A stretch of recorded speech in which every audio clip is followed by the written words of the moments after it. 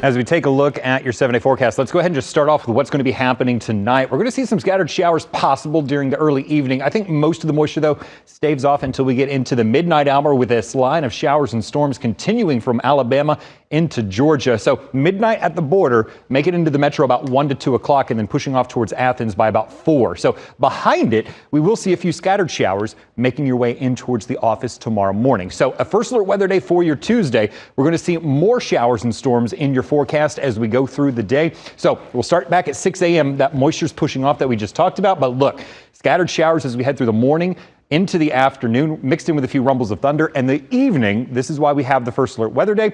As you're trying to come home and maybe head out to dinner, widespread showers and storms for your Tuesday, and some of those could be on the strong to severe side. So just kind of keep that in mind. All of that will lead into Wednesday. The unsettled weather pattern really kind of just continues on. We're going to be seeing a 50-50 shot of showers and storms. Unfortunately, some of that in there for the morning commute.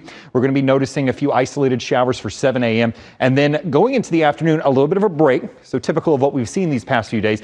And then widespread showers return as we head into the evening and the overnight as well. Now by Thursday, down to 40%, high of 80. 50-50 shot on Friday. This, though, I think is the last hurrah, the actual front pushing through.